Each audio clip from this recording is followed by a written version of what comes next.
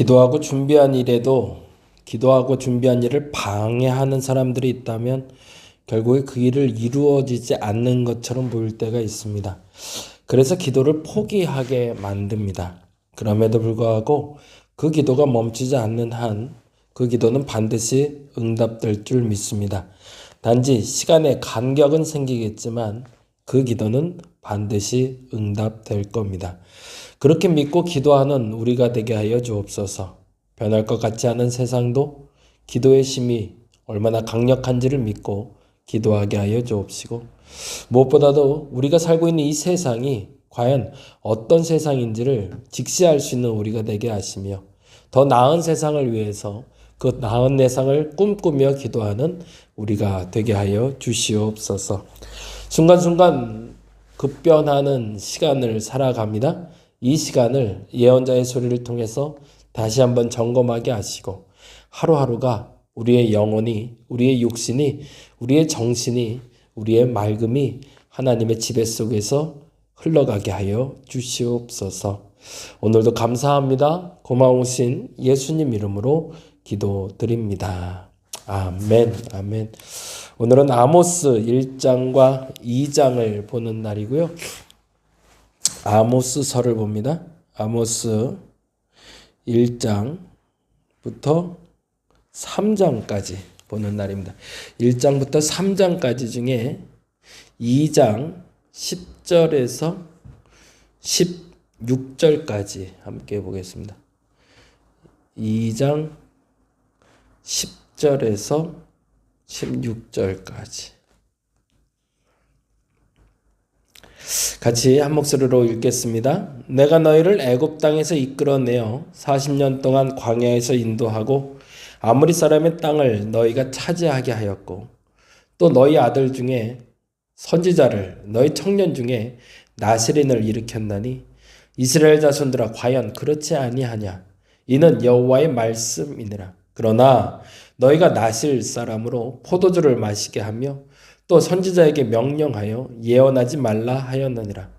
보라, 곡식단을 가득히 실은 수레가 흙을 누름같이 내가 너희를 누르리니 빨리 다름질하는 자도 도망할 수 없으며 강한 자도 자기 힘을 낼 수 없으며 용사도 자기 목숨을 구할 수 없으며 활을 가진 자도 설 수 없으며 발이 빠른 자도 피할 수 없으며 말 타는 자도 자기 목숨을 구할 수 없고 용사 가운데 그 마음이 굳센 자도 그날에는 벌거벗고 도망하리라.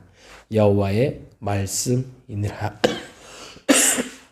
아멘, 아멘. 오늘은 아모스서 1장부터 3장까지 이야기를 통해서 아모스 시대가 어떤 시대인지, 아모스는 어떤 사람인지, 그리고 우리는 지금 그 아모스서를 읽어가며 우리의 시대를 어떻게 읽어야 되는지를 잠깐 좀 살펴보려고 합니다. 아모스서는 크게 9장까지로 진행되고 있고요. 그 내용은 하나님의 심판부터 시작이 됩니다.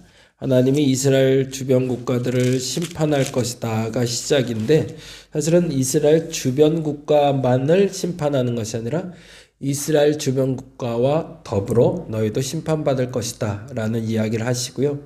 그 심판하시는 이유에 대해서 3장부터 6장까지 설명하고, 그리고 그 심판에 대한 이유와 그리고 이스라엘 죄에 대해서 심판의 환상을 5개로 표현하는 게 7장부터 9장까지 이야기가 됩니다. 그래서 아모스서를 통해서는 이스라엘이 어떻게 되어 가는지, 왜 심판받을 수밖에 없는지, 그리고 그 죄악은 무엇이며, 그래서 왜 하나님은 심판할 수밖에 없는 상황을 만들 수밖에 없었는지를 설명해 냅니다. 지난번에 말씀드린 대로 아모스서와 호세아서는 만나고 있습니다. 호세아나 아모스나 둘 다 여로보암 2세 때 번영기를 누리던 이스라엘에게 징계를 내리는 장면이 됩니다.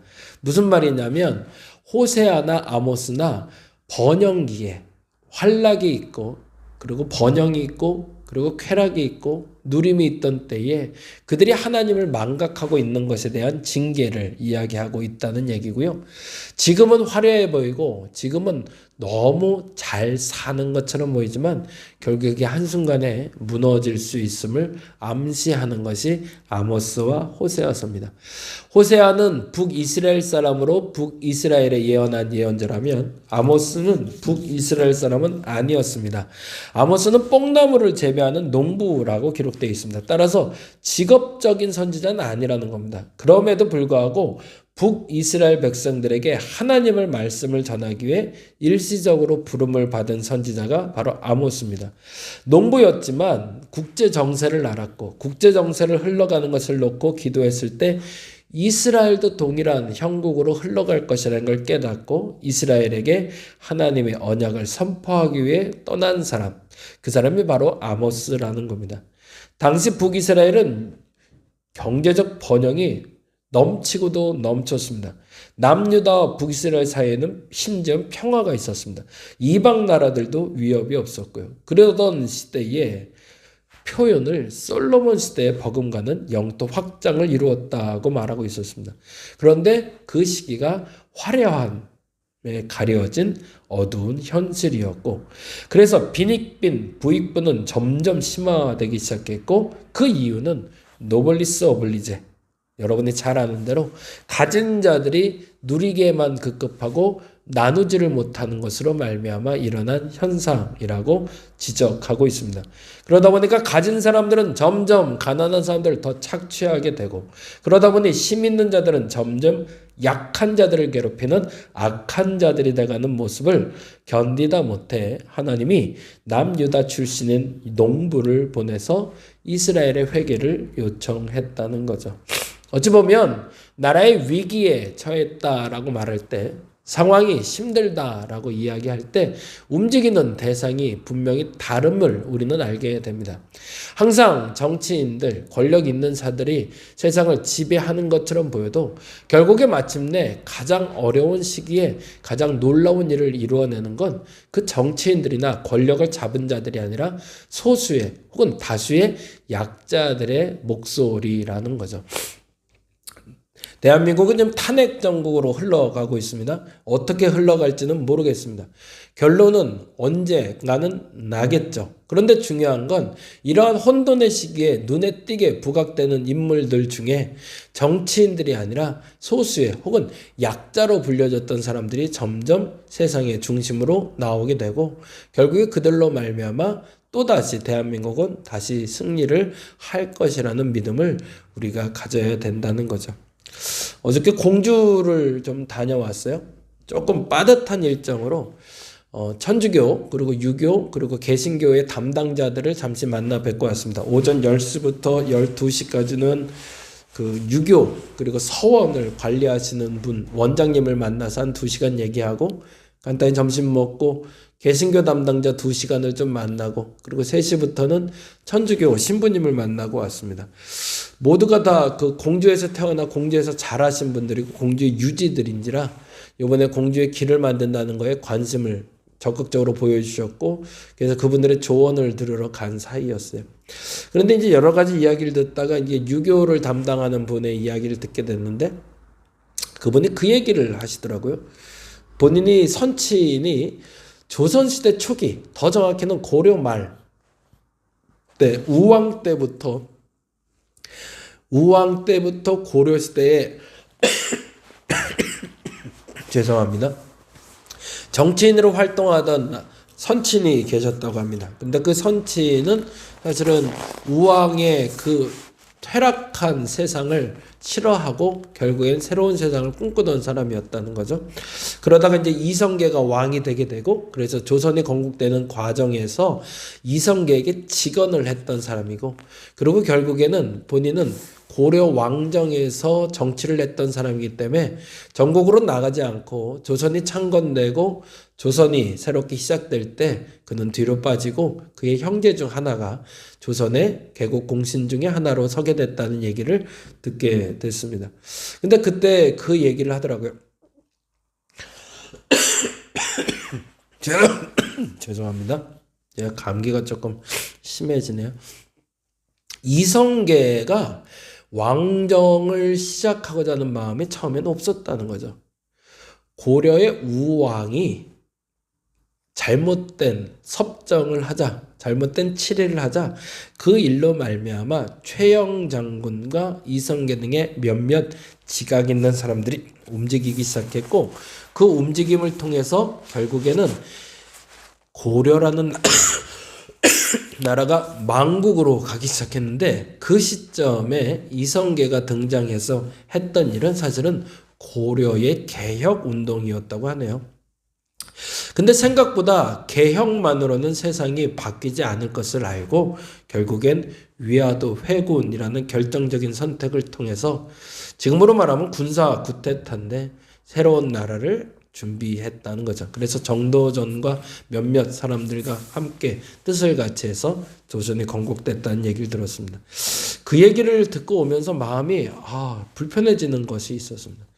대한민국이 지금이 망국인가?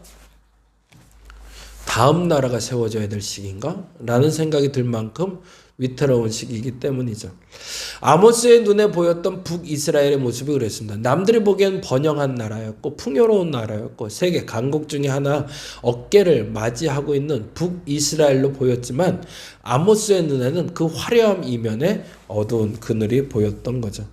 그래서 농부였지만 그는 뽕나무를 재배하는 일을 잠시 멈추고 북이스라엘로 달려가 이스라엘의 죄를 폭로하는 도구로 사용됩니다. 북이스라엘 출신은 아니었고 직업적인 선지자도 아니었지만 하나님의 마음에 드는 일꾼이었던 것 같습니다. 그래서 남유다에서 도저히 못 참고 북이스라엘로 건너가 지금은 이럴 때가 아니다라고 이야기한 사람이죠. 그런데 에둘러 표현하는 모습이 1장에 드러납니다. 처음의 시작을 이스라엘은 망할 것이다 라고 얘기하지 않습니다. 뭐라고 얘기하냐면 각 나라의 죄악에 대해서 지목합니다. 저 나라는 여러 가지 죄가 있어 망할 것이고, 저 나라는 여러 가지 죄가 있어 하나님께 심판받을 것이고, 그렇게 사람들에게 공감대를 형성한 후에 이러이러한 죄가 있을 땐 결국에 이러이러한 심판이 있을 것이라는 것을 인정하지라고 사람들에게 묻는 거죠. 마찬가지입니다. 기독교인들도 내가 지금 하고 있는 일에 너 이거 죄에 대해서는 하나님이 심판하실 거라고 명분 있게 말할 수 있는 기준이 있어야 됩니다. 그것은 하나님을 믿는 사람이나 믿지 않는 사람이나 도덕적인 기준은 동일합니다. 뿐만 아니라 신앙적인 기준은 더 냉철하고 더 차가워야겠죠. 그러한 시기에 다른 나라들도 그 서너 가지 죄로 그렇게 심판을 받는데, 너 신앙인들은 그런 동일한 죄를 지고 있다면 어떻게 될 것 같냐라는 질문인 겁니다. 그래서 결국엔 남유다도 북이스라엘도 동일한 심판대 위에 올라가게 될 것이다 라는 얘기를 1장에서 다루고 있다면, 2장에서는 앞서 읽은 대로 드디어 하나님이 만드신 그 세상이 어떻게 무너지는지, 왜 무너지는지를 설명하고 있습니다. 10절에 보니 이렇게 돼 있죠. 10절 말씀 같이 읽어볼까요? 10절 읽어보겠습니다. 내가 너희를 애굽 땅에서 이끌어내어 40년 동안 광야에서 인도하고 아모리 사람의 땅을 너희가 차지하게 하였고. 무슨 말일까요? 하나님이 노예에서 구원해 주셨고, 구원해 줄 뿐만 아니라 너희에게 적정한 땅을 주셨고, 너희를 심지어 심판자로 세웠다라는 얘기를 하는 겁니다. 이건 놀라운 얘기죠. 내가 너를 도구 삼았을 뿐도 아니라 내가 너에게 풍요를 허락했는데 라는 얘기예요. 그런데 어떻게 했다는 얘기예요? 11절에 또 너희 아들 중에 선지자를 세우고 너희 청년 중에서 나시린을 일으켰나니. 왜?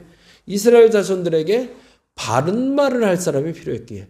그래서 그 바른 말을 하는 사람을 통해서 세상을 바꿀 수 있다라고 하나님은 믿었기에 나시린과 그리고 선지자를 세웠다는 얘기입니다. 그러면서 다시 한번 자문합니다. 이스라엘 자손들아, 과연 그렇지 아니하냐? 이는 여호와의 말씀이니라. 근데 그 다음에 이렇게 되죠. 12절입니다. 그러나 너희가 나실 사람으로 포도주를 마시게 하며 또 선지자에게 명령하여 예언하지 말라 하였느니라. 이게 무섭죠.